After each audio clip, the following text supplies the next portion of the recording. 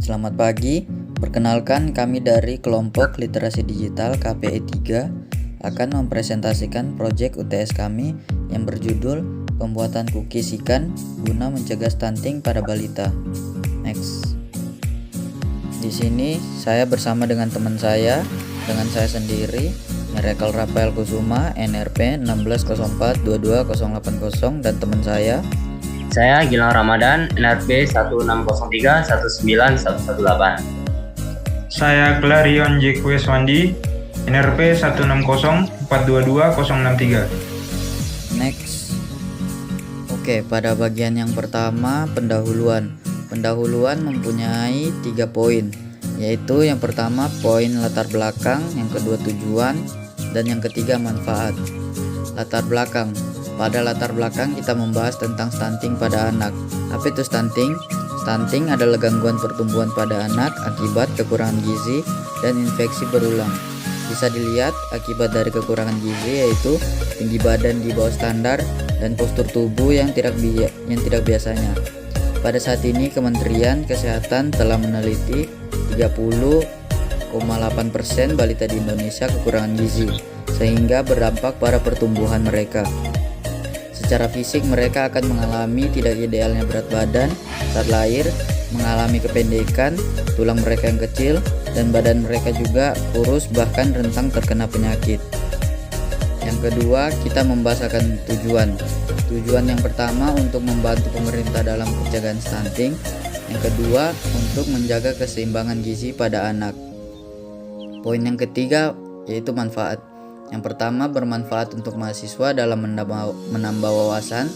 Yang kedua, bermanfaat bagi masyarakat dalam upaya memberikan informasi tentang stunting dengan cara mengonsumsi ikan secukupnya, atau jika anak mereka kurang suka memakan ikan yang masih dalam keadaan utuh, masyarakat bisa mencari atau membuat cookies ikan agar anak mereka bisa mengonsumsi ikan dengan kebutuhan nutrisi mereka. Yang ketiga, bermanfaat bagi perguruan tinggi untuk pengembangan lebih lanjut lagi tentang pembuatan cookies. Next. Selanjutnya, saya akan membahas tentang gagasan. Yang pertama, persoalan saat ini. Secara fisik, stunting dan tubuh pendek pada balita terlihat mirip.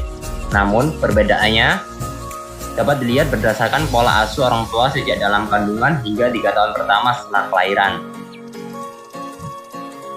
Yang kedua, anak-anak dengan kondisi stunting memiliki sistem metabolisme yang buruk. Jika diselidiki lebih lanjut, anak stunting akan kesulitan untuk menguasai keterampilan atau melakukan pekerjaan sehari-hari karena perkembangan otaknya yang terganggu. Next. Solusi yang diusulkan. Yang pertama, ikan. Karena kandungan gizi pada ikan sangat relevan untuk mendukung program pencegahan stunting karena memiliki kandungan asam amino esensial yang dibutuhkan tubuh untuk menutrisi otak, serta protein yang berkualitas tinggi yang terkandung dalam ikan mampu meningkatkan kekebalan tubuh dan membantu proses pertumbuhan jaringan dan mengganti sel yang rusak. Yang kedua, cookies. Pemerintah juga perlu mengedukasi masyarakat dalam mengolah ikan agar menjadi kesukaan anak-anak. Salah satu contohnya yaitu cookies ini. Cookies dari ikan ini membantu kecukupan gizi karena cookies sendiri memiliki kandungan gizi yang cukup tinggi karena berbahan dasar telur dan susu. Selain itu, cookies bisa dibentuk dengan semenarik mungkin dapat membuat anak lebih tertarik lagi. Dalam usulan ini juga bisa membantu pemerintah dalam mewujudkan SDG 2, yaitu pemerintah menargetkan prevalensi stunting di tahun 2024 sebesar 14%. Next. Pihak-pihak yang berperan. Yang pertama, pemerintah. Sebagai penanggung jawab kesehatan masyarakat, peran pemerintah sangat penting.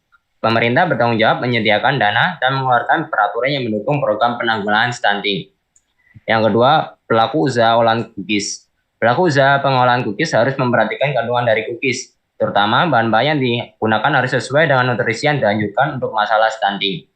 Yang ketiga, mahasiswa. Kasus stunting mengikut sertakan peran mahasiswa untuk membantu berinovasi dan memberikan solusi dalam penanganan, seperti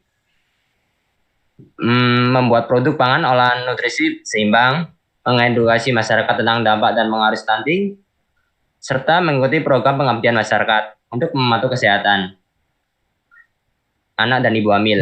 Yang keempat, masyarakat. Peran masyarakat dalam mendidik anaknya juga penting dalam mengurangi stunting, khususnya di kalangan orang tua. Hal ini dikarenakan orang tua adalah orang yang paling dekat dengan anak yang dapat memberikan perhatian kepada mereka. Next. Langkah-langkah strategis. Langkah pertama yang sangat penting dalam mencegah stunting adalah komitmen pemerintah. Dalam mewujudkan penurunan angka stunting, pemerintah harus menciptakan SDM yang mampu bersaing di lingkungan regional maupun global. Setelah itu, pemerintah melakukan kampanye nasional yang memfokuskan kepada pemahaman, perubahan, perilaku, dan komitmen. Salah satu contohnya bisa melalui KKN atau program pengabdian masyarakat. Dalam hal itu, ide dari mahasiswa sebagai generasi penerus serta penggagas solusi untuk permasalahan dapat berperan serta membantu untuk mengatasi masalah stunting.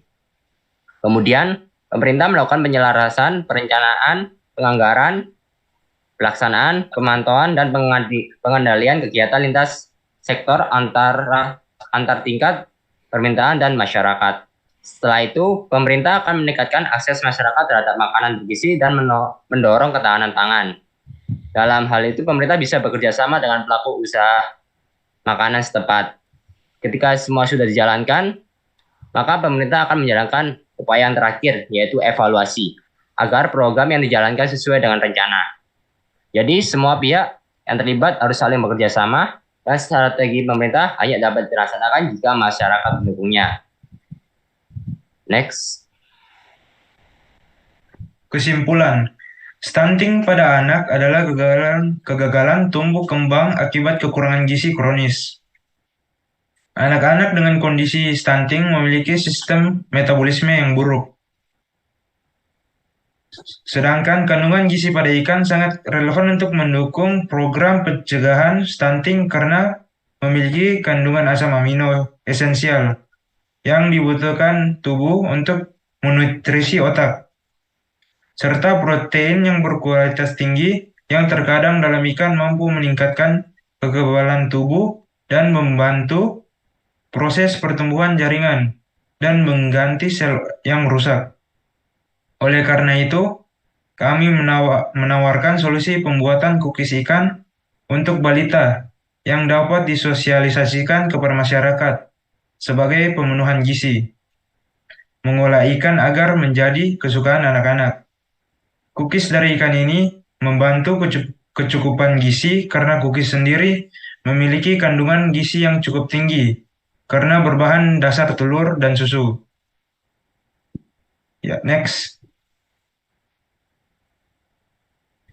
Sekian presentasi dari kelompok kami. Kurang lebihnya mohon maaf. Terima kasih.